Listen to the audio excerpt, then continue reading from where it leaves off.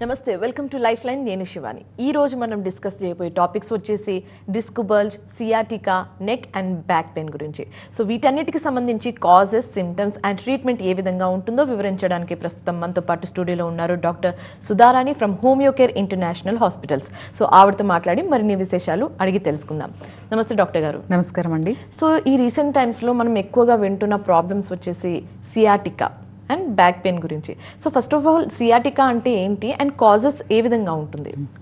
Sciatica అనేది మేజర్గా ఏంటంటే లో బ్యాక్ నుంచి, అంటే నడుము దగ్గర నుంచి సియాటిక్ నరం అనేది వస్తుందన్నమాట. నడుము నుంచి పిరుదల, తొడలు, పిక్కలు, అరిపాదం వేళ్ళ వరకు ఈ నరం అనేది, నర్వ్ రూట్స్ అనేటివి ఉంటాయన్నమాట.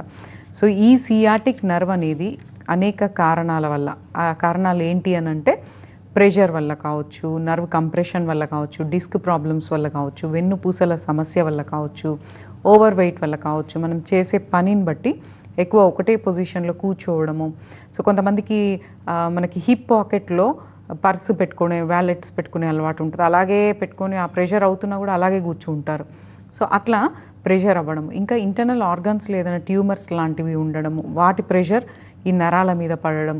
సో ఇట్లా డిస్క్ ప్రాబ్లమ్స్ వల్ల, వెన్నుపూస సమస్యల వల్ల, డిస్క్ హెర్నియేషన్, డిస్క్ బల్జ్ ఇలాంటి వాటి వలన, ఇంకా బ్లడ్ క్లాట్స్ అలాంటివి ఏమైనా ఉన్నా, మజిల్కి సంబంధించిన ఇన్ఫ్లమేషన్ ఏదైనా ఉన్నా, సో ఈ నరం ఎక్కడెక్కడైతే వెళ్తుందో ఆ రీజియన్స్లో ఆ నరం మీద ఒత్తిడి ఏ కారణం వల్లనైనా ఒత్తిడి కలిగినప్పుడు, అవి ప్రెస్ అయినప్పుడు ఆ నరం అనేది బాగా పెయిన్ఫుల్గా ఉంటుందన్నమాట.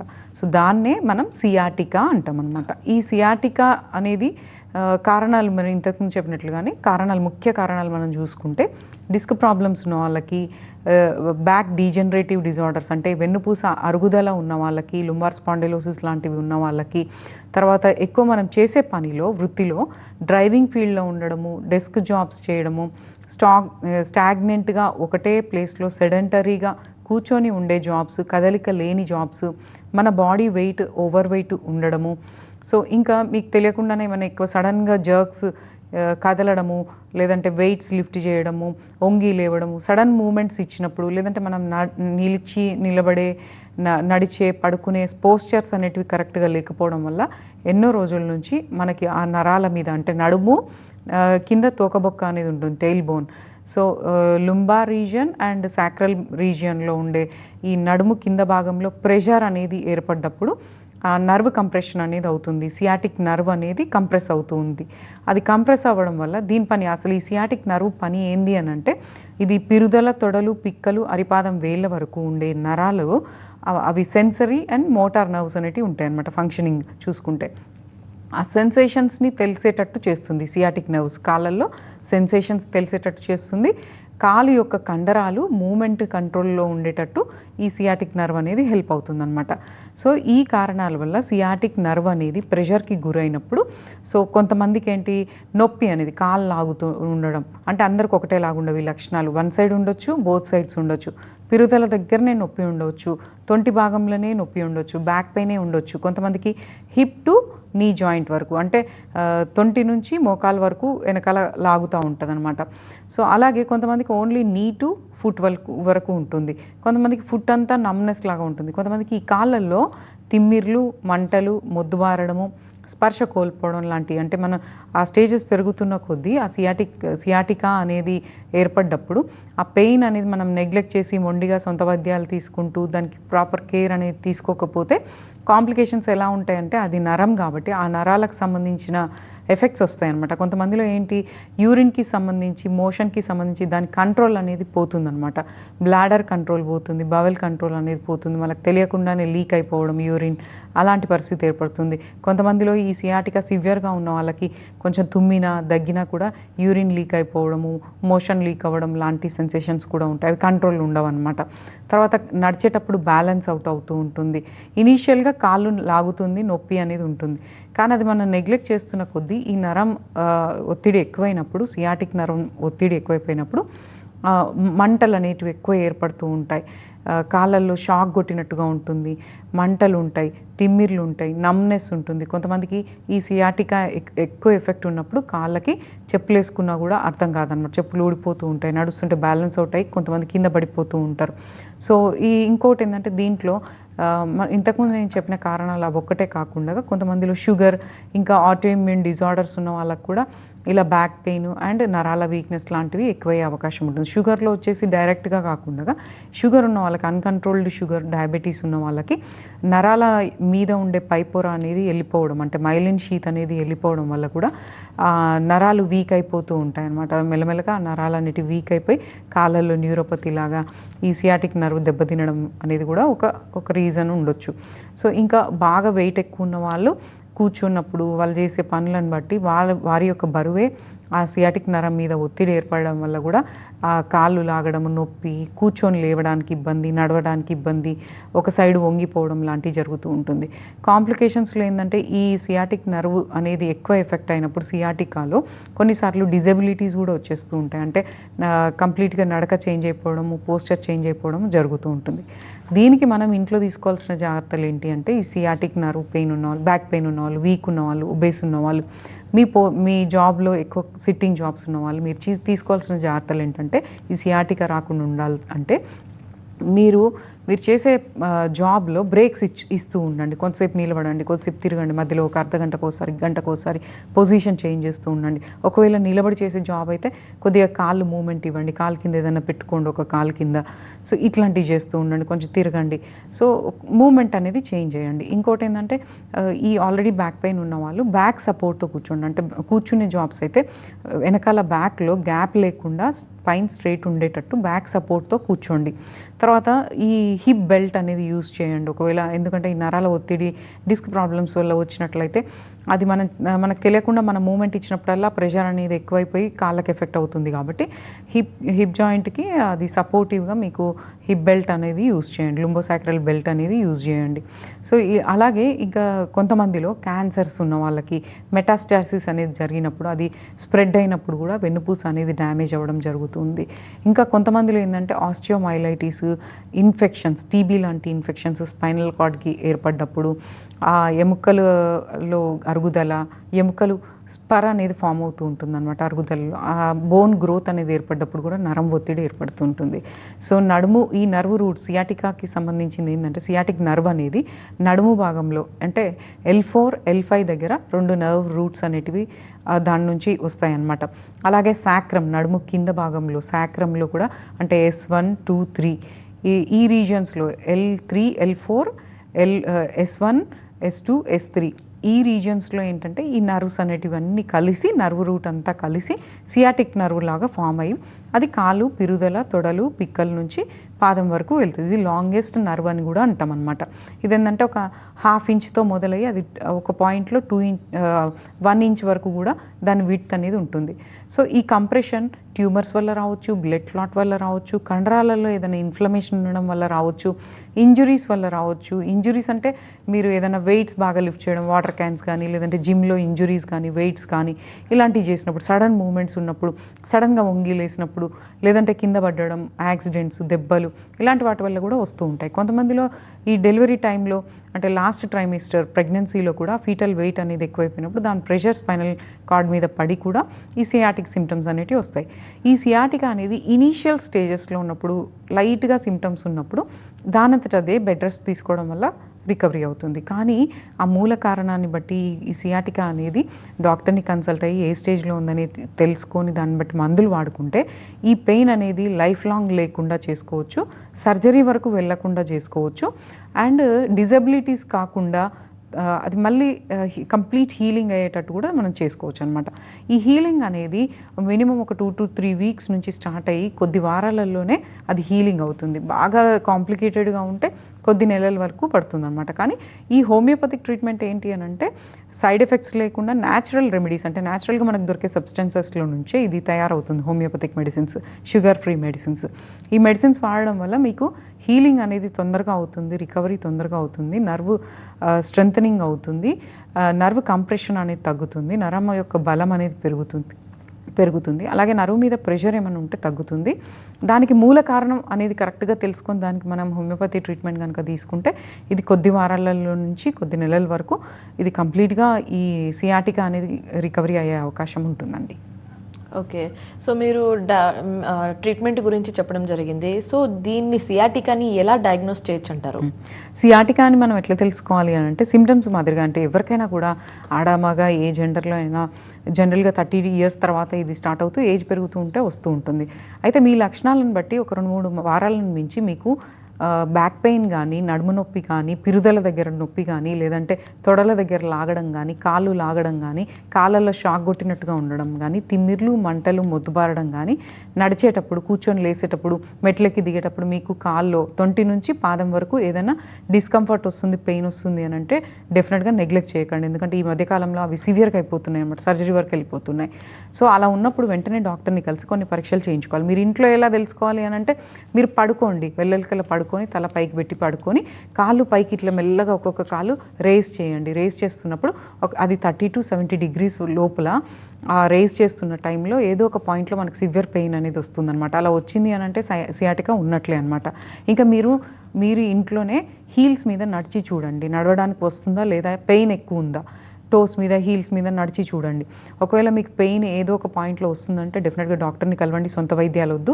ఇది ఇనిషియల్ స్టేజెస్లో ట్రీట్మెంట్ తీసుకుంటే విదిన్ ఫ్యూ వీక్స్లోనే మనకు అది కంప్లీట్గా రికవరీ అయిపోతుంది. ఒకవేళ అండర్లైన్ కాజ్ ఏదైనా సివియర్గా ఉంది అని అంటే దానికి ఆ ప్రాబ్లం రూట్ కాజ్ ఏందో తెలుసుకుని, అది డిస్క్ ప్రాబ్లమా, హెర్నియేషనా, స్లిప్ డిస్కా, లేదంటే ట్యూమరా, బ్లడ్ క్లాటా, ఇన్ఫెక్షనా, సో టీబియా, ఇలాంటివన్నీ మనం మూల కారణం తెలుసుకొని దాని తగ్గట్టు మనం ట్రీట్మెంట్ తీసుకుంటే ప్రాబ్లమ్ని బట్టి అది కూడా కొంతకాలానికి కంప్లీట్ క్యూర్ అయ్యే అవకాశం ఉంటుందన్నమాట. సో డాక్టర్ గారు, డిస్క్ ప్రాబ్లమ్స్ ఎందుకు వస్తాయి, ఇందులో ఎన్ని రకాలు ఉంటాయి? అసలు ఈ డిస్కులు అంటే ఏంటి అని అంటే మనకి మెడ నుంచి ఈ బ్యాక్ బోన్ అనేది మనకి మెడ నుంచి కింద నడుం వరకు వర్టిబ్రే అనేటివి ఉంటాయి అన్నమాట. బోన్స్ అనేటివి ఉంటాయి, వెన్ను పూసలు అనేటివి ఉంటాయి. ఈ బోన్స్ మధ్యలో మెత్తటి రబ్బర్ల లాగా, కుషన్స్ లాగా మెత్తటి ఆకారంలో ఉండేటివే డిస్క్ అంటారు అనమాట. ఈ డిస్క్ యూజ్ ఏంటి అని అంటే మనకి ఓన్లీ బోన్స్ అతుక్కొని ఉంటే మనకు ఫ్లెక్సిబిలిటీ అనేది ఉండదు. మన బాడీ కిందికి వంగి లేసేటప్పుడు ఏ మూమెంట్ చేయాలన్నా ఫ్లెక్సిబిలిటీ స్పైనల్ కార్డ్ మన బ్యాక్ బోన్కి రావాలి అని అంటే ఈ బోన్స్ మధ్యలో ఉండే వాటినే, కుషన్స్ లాగా ఉండేటి వాటిని, రబ్బర్ల లాగా ఉండే వాటినే డిస్క్ అంటాం అనమాట. ఇది మెత్తటి ఆకారంలో లోపల జెల్ లాంటి మెటీరియల్ ఉంటుంది అనమాట. సో ఈ డిస్క్లు అనేటివి వీటికి కూడా అనేక కారణాలు ఉంటాయి అన్నమాట. ఆ కారణాల వల్ల డిస్క్ల మీద ప్రెషర్ అనేది ఎక్కువైపోయినప్పుడు వాటిలో డ్యామేజ్ కలగడము, బయట ఉండే లేయర్ అనేది టియర్ అయిపోవడం వల్ల డిస్క్ లోపల ఉండే మెత్తటి పదార్థం, జెల్ లాంటి పదార్థం బయటకు వచ్చేస్తుంది. సో మనకి ఇది బయటకు వచ్చినప్పుడు స్పైనల్ కార్డ్ అంటే నరాలు మీద ఒత్తిడి ఏర్పడుతుంటుంది అనమాట. అది ఏ లెవెల్లో ఒత్తిడి ఏర్పడుతుందనే దాన్ని బట్టి లక్షణాలు అలా ఉంటాయి. సో అంటే ఈ డిస్క్, ఫర్ ఎగ్జాంపుల్ ఈ డిస్క్లు అనేటివి సర్వైకల్ రీజన్ అంటే మెడ భాగంలో డిస్క్ ప్రాబ్లం ఉన్నట్లయితే డిస్క్ అనేది కొంచెం వాపు వచ్చి అది దాని అవుటర్ లేయర్స్ దాంతో ఇంటాక్ట్గానే ఉండి టియర్ కాకుండా జస్ట్ ఒక వాపులాగా వస్తే మాత్రం దాన్ని డిస్క్ బల్జ్ అంటాం అనమాట. ఈ డిస్క్ బల్జ్ అయినప్పుడు ఏమవుతుంది అని అంటే ఈ మెడ దగ్గర ఈ డిస్క్ బల్జ్ అయినప్పుడు అక్కడ నరాలు అనేటివి లైట్గా ఒత్తుకపోతూ ఉంటాయి. కొన్నిసార్లు నర్వ్ కంప్రెషన్ అనేది ఉంటుంది. అలా ఉన్నప్పుడు అప్పుడప్పుడు ఏమవుతుంది, మెడ నొప్పి, మెడ స్టిఫ్నెస్, అక్కడ ఉండే నరాలు, మెడకు సంబంధించిన నరాలన్నీ కూడా ఏంటంటే చేతులు, ఛాతీ, భుజాలు, జబ్బలు, తల, గొంతు, నాలుక, మెడ వెనుక భాగము, సో ఇవన్నీ కూడా స్టిఫ్గా అయిపోవడము, లేదంటే అప్పుడప్పుడు నొప్పి రావడము, లేదంటే తిమ్మిర్లు రావడము, నమ్నెస్ లాంటివి రావడము, గిడ్డినెస్, కూర్చొని లేవంగానే కళ్ళు తిరగడము, ఇట్లాంటివి మెయిన్ మాత్రం మెడ నొప్పి, మెడ స్టిఫ్నెస్, కళ్ళు తిరగడము, నడుస్తుంటే బ్యాలెన్స్ అవుట్ అయిపోవడము, చేతులలో తిమ్మిర్లు రావడము, కొంతమందిలో చెస్ట్ పెయిన్ లాగా వస్తుంటుంది. చెస్ట్ పెయిన్కి మళ్ళీ అది వేరే విషయం, చాలా కారణాలు ఉంటాయి. అది గుండె జబ్బులు కావచ్చు, లేదంటే ఆస్తమా రిలేటెడ్ కావచ్చు, లేదంటే ఇంకేదన్నా ఇన్ఫెక్షన్స్ ఉండొచ్చు. సో చెస్ట్ పెయిన్కి అనేక కారణాలు ఉంటాయి. కానీ ఈ సర్వైకల్ స్పాండిలోసిస్ ఉన్న వాళ్ళలో, లేదంటే disc problem, cervical disc bulges, disc protrusion, disc herniation, ఇలా స్లిప్ డిస్క్ ఉన్న వాళ్ళలో ఏంటంటే నరాల ఒత్తిడి ఎక్కువైపోవడం వల్ల కొంతమందికి ఆ బ్యాక్ నుంచి ఫ్రంట్కి ఎగ్జాక్ట్ మనకు గుండె నొప్పిలాగా అలా కొంతమందికి వస్తూ ఉంటుందన్నమాట. ఇలాంటి వాటికి కూడా భయపడాల్సిన పని లేదు. ఈ డిస్క్ ప్రాబ్లమ్స్ కూడా కంప్లీట్గా హీలింగ్ అనేది అవుతుంది. హోమియోపతిక్ మెడిసిన్స్ ద్వారా హీలింగ్ అనేది అవుతుంది. అయితే ప్రతి డిసీజ్కి దాని లిమిటేషన్స్ అనేటివి ఉంటాయి. అందుకే మనం ఏంటంటే ఈ పెయిన్ వచ్చిన ఇనీషియల్ స్టేజెస్లోనే అదేంటి అనేది మనం తెలుసుకోవాలి. కొన్ని డాక్టర్ దగ్గరికి వెళ్తే ఫిజికల్ ఎగ్జామినేషన్ ద్వారానే అర్థమైపోతుంది. ఇన్ కేస్ దాంట్లో అండర్లైన్ కాజెస్ ఇంకా సివియర్గా ఉన్నాయని డాక్టర్కి డౌట్ వస్తే కొన్ని ఎంఆర్ఐ, సిటీ, ఎంఆర్ఐ లేదంటే ఎక్స్రే లేదంటే నరాల పరీక్షలు ఇంకా ఇతర పరీక్షలు అనేటివి సజెస్ట్ చేస్తారు. దాంట్లో మనకు క్లారిటీ వచ్చేస్తుంది. అయితే డిస్క్లో కొంచెం వాపు వస్తే దాన్ని డిస్క్ బల్జ్ అంటారు. ఆ వాపు కొంచెం కాకుండా ఎక్కువగా వచ్చి అంటే ఆల్మోస్ట్ టియర్ అయ్యే కండిషన్లో ఉండి చీలిక వచ్చే కండిషన్లో ఉంది కానీ చీలిక రాలేదు, దాన్ని డిస్క్ ప్రొట్రూజన్ అంటారు అనమాట. సో అంటే కొంచెం ఎక్కువగానే డిస్క్ బాగా ముందుకు వచ్చేస్తుంది అనమాట, వాపులాగా ఇన్ఫ్లమేషన్ ఏర్పడుతుంది. దానివల్ల ఏంటంటే ఆ జెల్ కూడా కొంచెం ముందుకు వస్తుంది. దానివల్ల నర్వ్ కంప్రెషన్ ఎక్కువగా అయిపోతుంది. ఈ నర్వ్ కంప్రెషన్ మెడ దగ్గర వస్తే సేమ్ నేను ఇప్పుడు చెప్పినట్లుగానే ఆ నరాలు ఎక్కడెక్కడికైతే వెళ్తాయో ఒకవేళ మెడ దగ్గర డిస్క్ బల్జ్, డిస్క్ ప్రొట్రూషన్ ఉన్నట్లయితే కంప్లీట్గా చేతులు, ఛాతీ, భుజాలు, జబ్బలు, గొంతు ఇదంతా కూడా స్టిఫ్నెస్, పెయిన్, తిమిర్లు, మంటలు, మొద్దుబారడం వస్తుంది.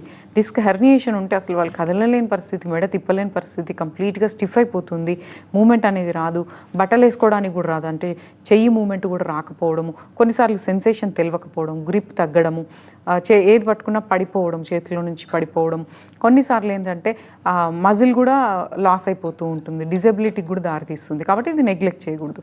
సేమ్ ఈ డిస్క్ ప్రాబ్లమ్సే మనకి మెడ నుంచి నడుము మధ్యలో వస్తే దాన్ని థొరాసిక్ అని అంటాం అనమాట. అక్కడ చాలా తక్కువ ఈ రావడము, వస్తే దానికి జబ్బల మధ్యలో నొప్పి, బ్యాక్ పెయిన్ లాగా వస్తుంది.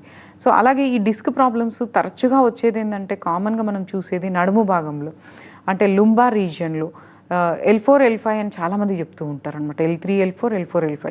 సో నడుము భాగంలో 5 బోన్స్ ఉంటాయి అనమాట. L1, 2, 3, 4 తర్వాత L5. సో ఈ 5 ఎముకలలో అంటే ఎక్కువ మనకి ఒత్తిడి పడేది మెడ దగ్గర, నడుము దగ్గర, మోకాళ్ళ దగ్గర ఎక్కువ ఒత్తిడి పడుతుంది అనమాట మనం ఉండే పోస్చర్స్ని బట్టి. సో నడుము దగ్గర ఈ డిస్క్ బల్జెస్ అనేటివి ఏర్పడ్డప్పుడు లేదంటే డిస్క్ ప్రొట్రూజన్ ఏర్పడ్డప్పుడు డిస్క్ హెర్నియేషన్ అంటాం అనమాట. అంటే డిస్క్ బల్జ్ అంటే ఫస్ట్ లెవెల్లో కొద్దిగా వాపు రావడం, డిస్క్ ప్రొట్రూజన్ అంటే ఆ వాపు కొంచెం ఎక్కువగా రావడం, కంప్రెషన్, నర్వ్ కంప్రెషన్ అవుతుంది, నరాల ఒత్తిడి ఏర్పడుతుంది.